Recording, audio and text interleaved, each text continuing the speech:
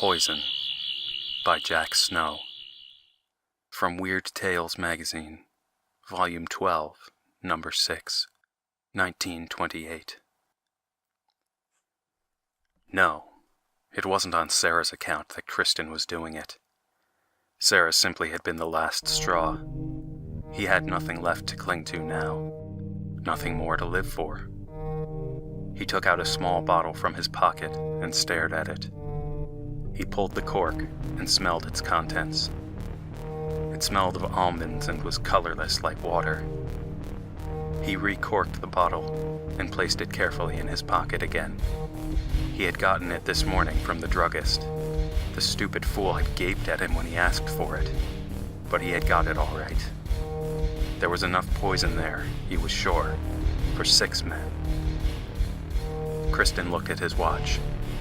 It was 10 minutes to 12.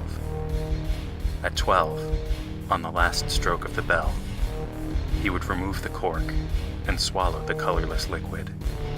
Then, God, he would be well out of it. Perhaps he would be able to watch over Sarah. Perhaps he might sing to her in her sleep and bring her beautiful dreams. Kristen was a strange, bright-eyed young man. His eyes were palely green, and some of the folks about town were wont to trace his eccentricities and queer actions to the depths of his gleaming pupils. They said he was mad. That was the reputation he had earned himself by giving way to violent fits of revolt and stormy passion against himself and his world. And now, Kristen stood, stiffly staring before him. The wide window was opened, and a slight summer breeze stroked the draperies with a gentle undulating motion. He stared up at the heavens. All this, the crescent moon, the very pointed stars, the deep velvet blue, the low murmuring wind, all would be alien to him in a few minutes. He was going to die at the stroke of the clock. He was calm. It would all go off quietly. What was the use of making a fuss? A few years more or less, what could it matter? Tears sparkled in his eyes. The clock was striking. 10, 11, 12. He uncorked the bottle and raised it to his lips. The liquid went down easily, leaving the characteristic almond taint of the poison in his nostrils. He felt the unmistakable puckering of his lips and mouth. He was trembling and cold. Could it be that he was dying so soon? He sat down on the edge of the mounded white bed. How like a shroud it looked, concealing some gigantic bloated corpse.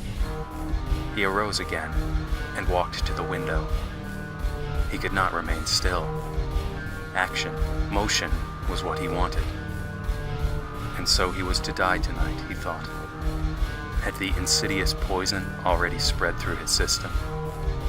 Was this, indeed, his last night, his last hour among familiar, homely things? Was all to be changed now? Was nothing ever to be the same? Was he to die tonight? God, he could scarcely bring himself to believe it. 1,000 thoughts rushed through his mind. Things he had forgotten. He had not written to his sister. He had meant to write. He must do so before he could die. And his papers, he had forgotten to stop them. They would keep on coming until the room was filled to the ceiling. But why did he think of such things that he was now to die? All was to be changed now. Kristen looked out into the night. How queerly, how vaporously the stars twinkled. They seemed to be dripping starlight. And what a wind that was whistling through the treetops. What a wild, roaring wind, and, oh God, he could feel no wind at all. And all those purple clouds hovering so low. What were they? Surely such clouds had never been seen before. They were hollow and reddish purple, ominous, feverish-looking things. Kristen clenched his fists and turned from the window, although the sound of the roaring wind still filled his head.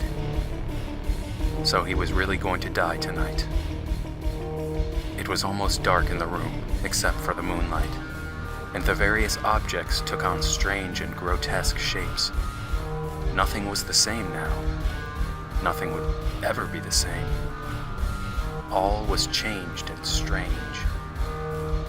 What were those long, thin shadows there in the corner by the window? They were writhing and groping up the sides of the wall like huge serpents. He stared palely through the gloom and then sighed. It was the plants, the flowers and ferns in the pots. How were they growing? Now, up the wall they crept, up, up. Now they were spreading over the ceiling. A terrific odor assailed his nostrils. It was the mighty sweetness of the lavender narcissus, towering above him like a small tree. The fern was still growing, mounting higher and higher, interlacing its festoons and weaving about over the ceiling. Would it never cease its wild growth? He could hear its tendrils cracking and unfolding. The room looked like a greenhouse. And then Kristen shook himself. He was allowing his fancy to play tricks on him again. He must control himself. But then, if only fancy, pure and simple it were. What a mad one. What a strange delirium of a dying mind. That was it. He was dying. All this was only natural. He must resign himself to its weirdness. Dying he was tonight. Oh God. Surely not tonight. Not this night. No. No, it was too strange, too terrible. Give him a few hours, just until morning. Only a few brief hours. Let him have tonight. He would not die tonight. He would not. No, he would live. He would bring the poison up. Yes, by all the demons of hell, it should come up.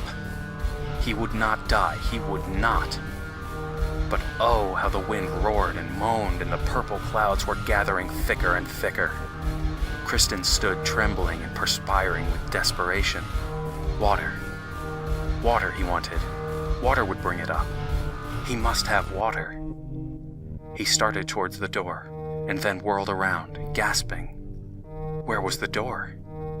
It should be there by the bureau, he remembered. But it was gone. Only the smooth paper was there. Where was it? He groped wildly about the room, feeling with his hands and stumbling over the chairs and stands. This continued for some minutes as Kristen rushed frantically around the room, but at last, he gave it up. He fell on the bed, trembling and sobbing. He was a prisoner in his own room, and he must have water. Sobs, deep and long, racked his body, and then at last, he sat up and stared at the wall. There was a picture, he muttered to himself, a picture of a beautiful green meadow with a gurgling, singing stream flowing through it. There were golden yellow buttercups and sweet nodding daisies growing on its banks. A calm, china blue sky, white billowing clouds floated serenely above. There was water, and escape from death. Miserable, rat-like death. What a haven! He seized a chair and placed it underneath the picture. He climbed upon the chair and gazed into the picture for several minutes. How clear and sparkling the water was. How it would cool his poor brain and soothe his fevered lips. He grasped the edges of the picture frame in his hands and stared eagerly, thirstily at the picture. And then suddenly, he felt himself dangling in the air. He must have kicked the chair from under him, he thought. He looked down, but no. There it was. But oh, how far below him, and how vast, how immense the room had become. And the picture was plunging toward him at terrific speed. He could hear the water rushing between the banks of the stream. He was still dangling in the air, in space. Things were gigantic, becoming huger and more gargantuan every moment. Or wait, could it be that he was growing smaller? Yes, that must be it. The trouble was not with the room and his surroundings, but with himself. It was the effect of that devil's poison. It was shrinking him up, smaller and smaller. There was only one thing for Kristen to do. He pulled himself up over the edge of the monstrous picture frame and tumbled forward upon the grass. He was in a meadow. Several 100 feet away flowed a clear, sparkling stream. He was walking toward the stream. What a blue sky was above, and what sweet, fresh air stirred only by a gentle, fanning breeze. And the birds sang lovely, trilling notes. The next day, the news of Kristen's death was made known and spread generally over the town. When it reached the old druggist, he was shaken and bewildered for a moment. Then he retired to the depths of his dark, ill-smelling shop, mumbling and rubbing his chin in perplexity. "Strange," he muttered to himself. "He should have known I wouldn't sell him prussic acid, knowing him as well as I did. But now, how the devil did he kill himself with a bottle rinsed out with almond oil and filled up with water?"